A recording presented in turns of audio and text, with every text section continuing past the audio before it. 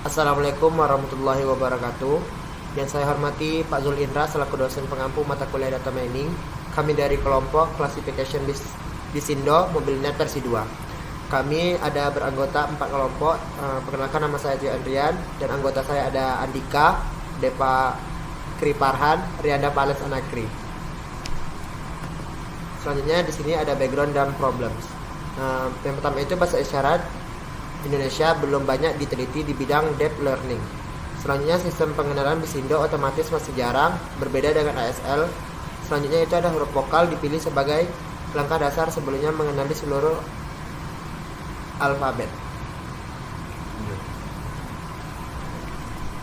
Baik, untuk selanjutnya itu proyek objektif yang dimana setelah memahami permasalahannya, langkah berikutnya kita akan menentukan tujuan yang ingin dicapai melalui proyek ini.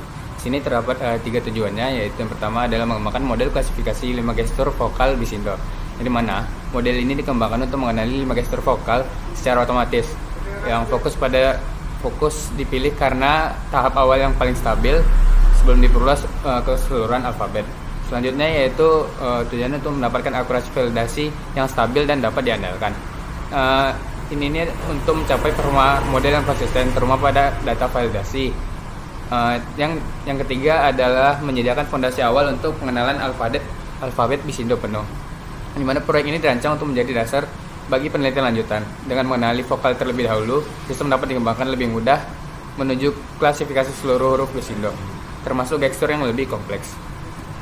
Baik, selanjutnya untuk metodologi. Di sini dataset yang kami gunakan yaitu mengumpulkan 1718 citra gestur vokal Bisindo dari huruf vokal yaitu A, I, U, E, O. Selanjutnya kami mengubah ukuran gambar menjadi 224 kali 224 dan normalisasi 1:255. Kemudian kami juga melakukan augmentasi yaitu rotasi, shifting, zoom, brightness, shear untuk menambahkan variasi dan mengurangi overfitting. Setelah itu kami melakukan pembagian data. Data dibagi menjadi data training, validation dengan proporsi 80:20 untuk evaluasi yang seimbang. Selanjutnya untuk model arsitekturnya, kami menggunakan MobileNet versi 2 Pre-trained ImageNet sebagai fitur ekstraktor. Bisa kita lihat di sini fitur-fiturnya yaitu Global Average Pooling, Drawback 0.3 dan Defense of Max plus 5. Alasan kami memilih arsitektur ini yaitu karena ringan, cepat, cocok untuk data kecil dan device yang low.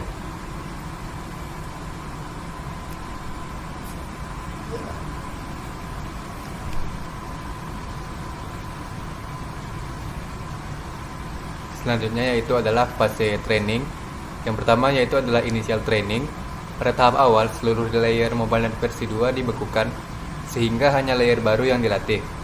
Langkah ini membantu menstabilkan proses pembelajaran awal. Meskipun akurasi validasi masih rendah, yaitu sekitar 27% karena model belum menyesuaikan diri dengan pola gestur Bisindo. Lalu pada tahap kedua yaitu adalah fine tuning. Pada tahap ini seluruh layer MobileNet di-unfreeze dan dilatih menggunakan learning rate kecil. Hasilnya, model mulai mempelajari fitur penting dari gestur tangan dan akurasi validasi meningkat drastis menjadi sekitar 83%.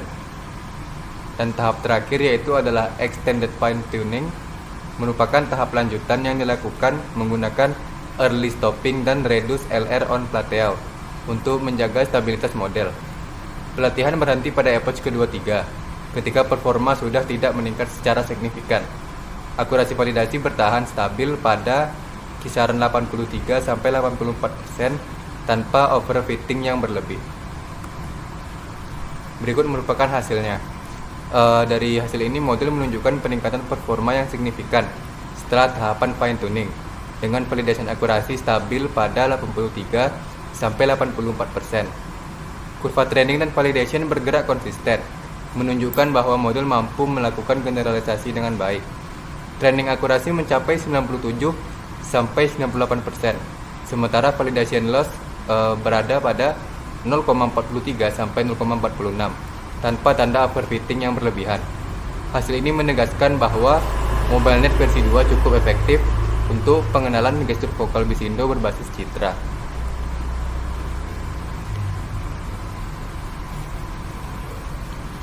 Selanjutnya itu adalah performance consensus.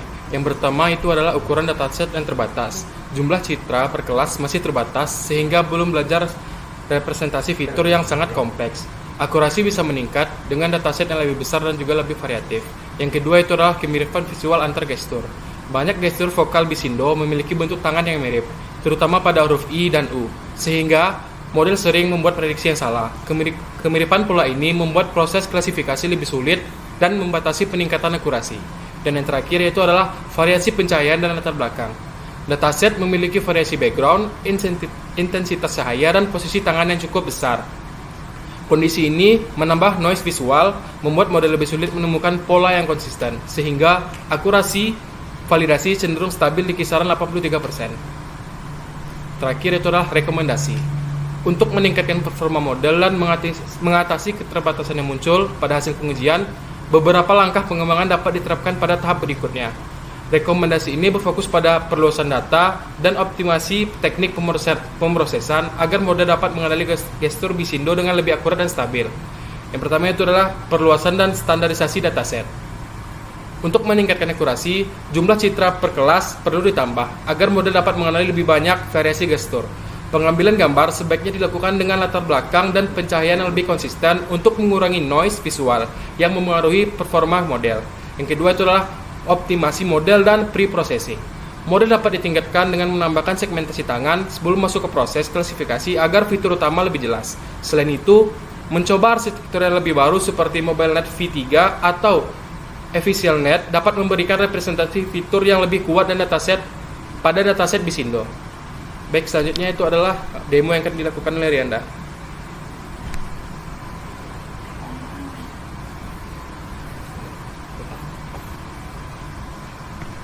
Baik, terima kasih pada Dika untuk demo dari programnya. Kita akan menggunakan Google Colab.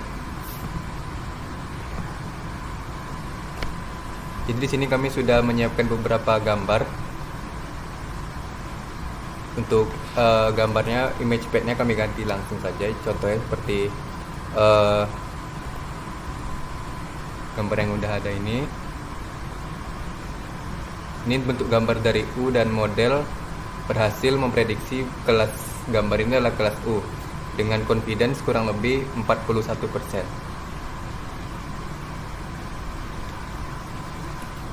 Lalu untuk gambar selanjutnya ada seingat saya huruf A. Di sini juga model berhasil mengenali bentuk huruf A dengan confidence yang sangat tinggi, yaitu di angka 99%. Tetapi model juga memiliki kelemahan di beberapa huruf yang dia tidak bisa kenali.